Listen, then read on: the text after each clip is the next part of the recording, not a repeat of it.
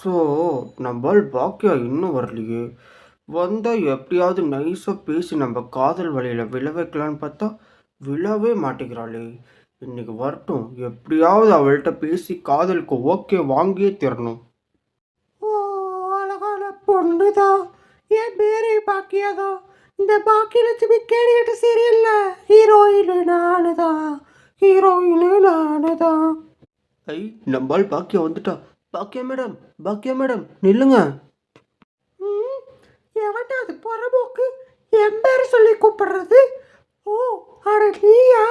சொல்லி தொலை, உனக்கு என்னடா பிரச்சனை? அட என்னங்க மணி, நான் உங்களை கூப்பிட்டுக்கிட்டே இருக்கேன், நீங்கள் என்னை கண்டுக்காம போய்கிட்டே இருக்கீங்க. ஏன்டா புறம்போக்கு, அவளுக்கு 1008 பிரச்சனை இருக்கு. இதில் நீ வேற புதுசாக வண்டியாக கடுப்பேற்றிட்டு இருக்க. நான் தான் அப்பயே சொல்லிட்டேன்ல,